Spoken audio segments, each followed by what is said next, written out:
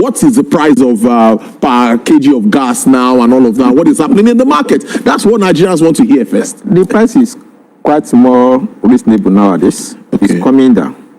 And just like you rightly said in your first segment of the program, price of things are coming down. And likewise, cooking gas, the price is coming down. But I think for the first time in the last 2 years, people are buying gas at a rate of 1,000 and below 1,000 per kg. It used to be 1,002, 1,003, in some cases 1,004.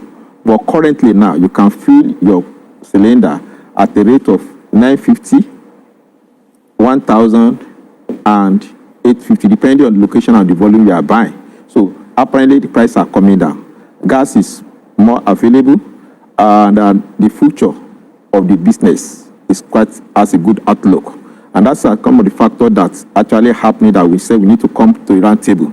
Because the situation we find ourselves in the country now, we need to start planning for the years ahead. Years past, we've actually overcome some things, some challenges about the cooking gas. The initial problem was awareness and acceptance. Now we've grown beyond that. It's well accepted. We are at the level of usage level increments. People to embrace it. People are embracing it. But the challenge is when people are fully embrace it, how is going to probably be available? What are the economic factors, the infrastructure surrounding it? How we position ourselves in a position where we can say, yes, we are where we are. And that is where we need to peep into the future. Then navigating the opportunities around and see what and what. Because this is a multi-billion-dollar business segment of the economy. It engages a lot of hands, a lot of infrastructure are there at a different level, at a multiple level and at a lower level. When I say multiple level, we are talking about people that are producing, exploring. Those are multi-billion investments. At a lower level, people are operating at a retail level. And you see the number of hands being engaged in this sector are quite large, and they are contributing to the economy.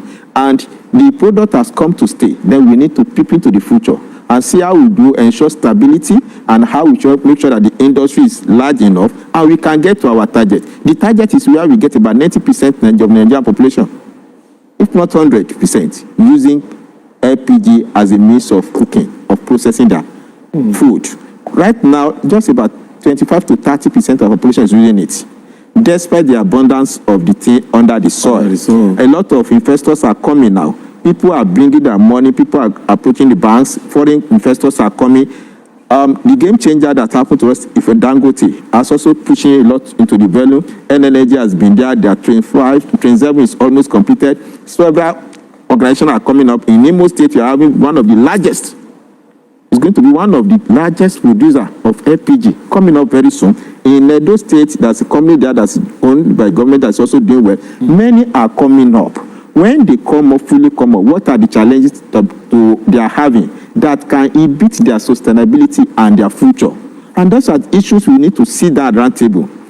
Assist our business and also assist government to make sure the future of this sector is good. The rate we are going now, we should accelerate more, and we must take projection for the future. I'll give you an example. Recently, there's a lot of distortion in the flow of oil and gas just because there's a disagreement between a major producer and some sector. Yes. All this is we're supposed to foresee it ahead. And if there have been pre-discussions and all. It is pardonable because we are learning. We've never seen a business of that size before. Yes. We've never seen that kind of introduction. Yeah. But now we should be able to get prepared. More producers, more investors are coming to the economy, bringing their resources. It is the responsibility of the government and even the people to defend their investments, to produce enabling environment. At the same time, to protect the smaller business.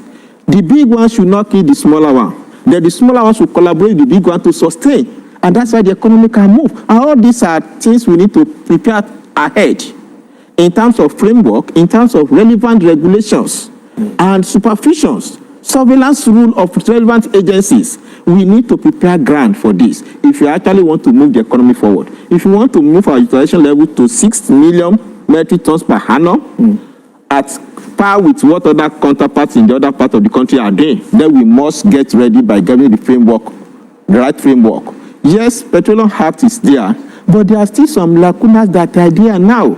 This is a learning curve for us to exploit what are the challenges and how do we have a robust and steady fast future that will enable the investors, the practitioners, the business, everybody will have a very clean and smooth ride. It is very essential. If we don't do that, we have many more hiccups, which can be discouraging to investors and can also cause instability. And those are why we are calling for the conference. At the conference now, we want to peep into the future. This business has come to stay. It's a multi-dollar economy. Yes. It is employing a large number of hands. But what are things we need to put in place to ensure a steady growth and sustainability of the gains? Now we are having advantages that government is listening to us. They are collaborating. Agencies of government are collaborating. Let's take advantage of a listening government that we are having now, because the dimension has changed in the last 2-3 years. When you remember the time I was here,